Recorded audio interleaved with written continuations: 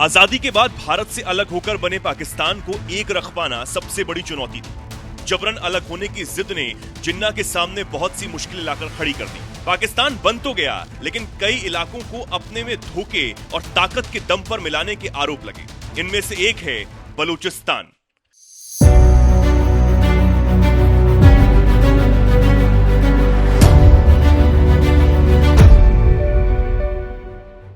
बलूचिस्तान जब से पाकिस्तान का हिस्सा बना, तब से लगातार होते शोषण और उसके खिलाफ उठे विद्रोह ने उसे कभी शांत नहीं रहने दिया।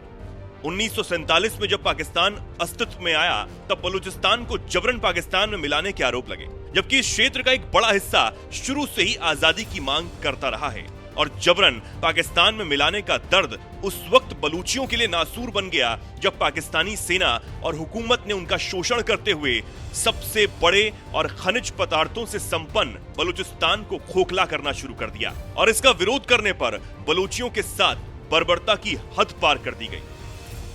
प्राकृतिक संपदा तो लूटी गई, लेकिन बदले में सबसे संपन्न बलूचिस्तान को बहुत नुकसान पहुंचाया गया। देखते ही देखते बलूचिस्तान की प्राकृतिक संपदा पाकिस्तान की अर्थव्यवस्था की रीढ़ की हड्डी बन चुकी थी। लेकिन बलूचिस्तान कंगाली की गर्त में जा गिरा था। लोग भुखमरी से जूझ रहे थे। अब तक 3 दशक का समय बीत चुका था। 1970 में बलूचिस्तान ने खुद की आजादी की लड़ाई तेज कर दी और पाकिस्तानी सेना के खिलाफ हथियार उठा लिए। पाकिस्तान में जुल्फिकार अली भुट्टो की सरकार ने 1973 से 1977 के समय बलूच विद्रोह को कुचलने के लिए बड़ी सैन्य कार्रवाई की, लेकिन बलूचों का खून उबाल मार रहा था। लिहाजा पाकिस्तानी सेना को भारी नुकसान झेलना पड़ा। पाकिस्तान को जब लगा कि वो इस विद्रोह को अकेले नहीं दबा सकते, तब उसने ईरान से भी मदद मांगी। उस समय ईरान के शाह ने पाकिस्तानी सेना को सैन्य हथियार और हेलीकॉप्टर तक दिए थे, लेकिन बलूचों को रोक पाना मुश्किल हो चला था। इसके बाद 2000 में परवेज मुशर्रफ की सैन्य सरकार ने बलूचिस्तान में सैन्य अभियान तेज कर दिया। इस दौर में Balochistan liberation army, Baloch Republican army और बलूच लिबरेशन फ्रंट जैसे संगठन खुलकर पाकिस्तानी सरकार और सेना के खिलाफ खड़े हो गए थे। लेकिन पाकिस्तानी सेना की एक गलती ने इस विद्रोह को और हवा दी।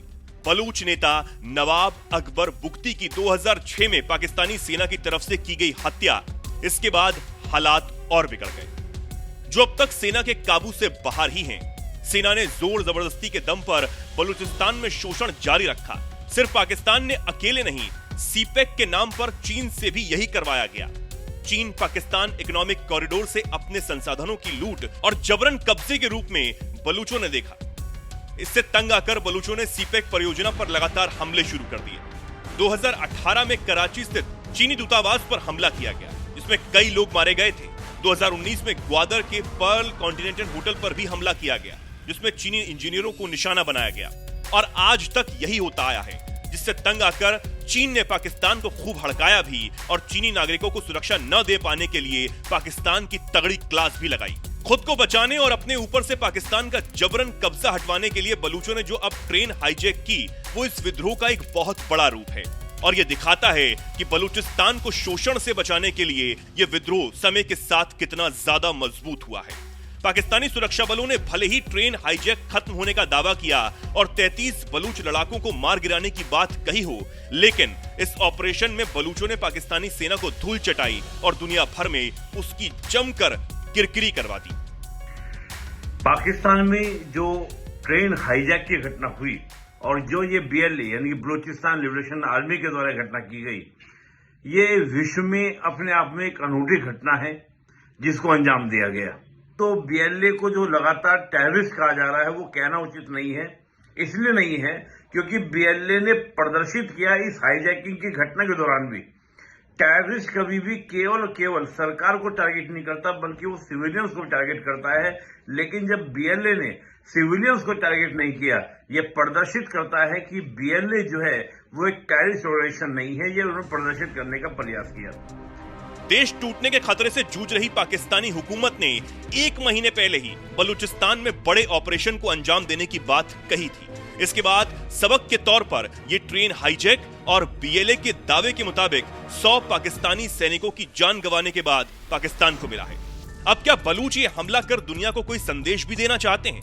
और क्या इसके बाद अमेरिका, रूस और इजराइल बलूचिस्तान में कोई इंटरेस्ट दिखा सकते हैं? बलूचिस्तान को सेपरेट होना, सेपरेट नेशन बनना है तो बाहरी किसी सपोर्ट के बगैर बलूची अपने दम पर नहीं कर पाएंगे। वो लड़ सकते हैं लेकिन जैसे वेपन चाहिए, तमाम तरह का असला चाहिए, उसके लिए बाहरी समर्थन जरूरी है।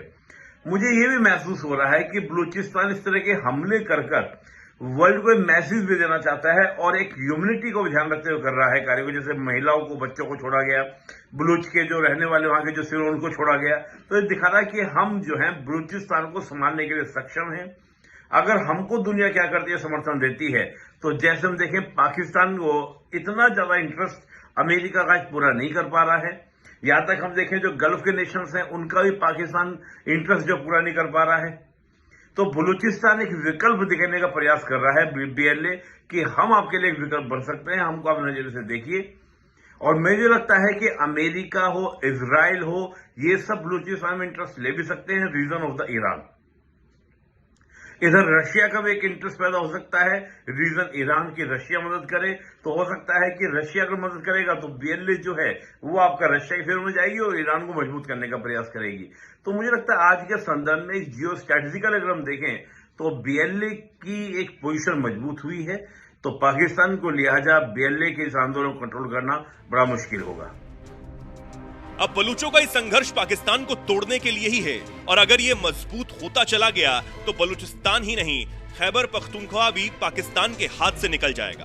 तालिबान ने जिस तरह टीटीपी के साथ मिलकर पाकिस्तानी सेना को सबक सिखाया हुआ है, उससे पाकिस्तान सख्ते में है और चौतरफा मार झेल रहा है।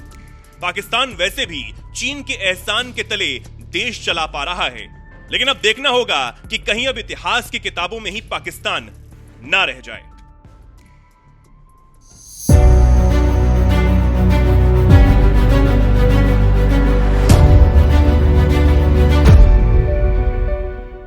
बलूचिस्तान को सेपरेट होना, सेपरेट नेशन बनना है तो बाहरी किसी सपोर्ट के बगैर बलूची अपने दम पर नहीं कर पाएंगे। वो लड़ सकते हैं लेकिन जैसे वेपन चाहिए, तमाम तरह का असला चाहिए, उसके लिए बाहरी समर्थन जरूरी है। मुझे ये भी महसूस हो रहा है कि बलूचिस्तान इस तरह के हमले कर वर्ल्ड को मैसेज भी देना चाहता है और एक ह्यूमनिटी को भी ध्यान रखते हुए कर रहा है कार्य को। जैसे महिलाओं को, बच्चों को छोड़ा गया, बलूच के जो रहने वाले वहां के जो सिर उनको छोड़ा गया, तो ये दिखा रहा है कि हम जो है बलूचिस्तान को संभालने के लिए सक्षम हैं। अगर हमको दुनिया क्या करती है, समर्थन देती है, तो जैसे हम देखें पाकिस्तान को इतना ज्यादा इंटरेस्ट अमेरिका का आज पूरा नहीं कर पा रहा है।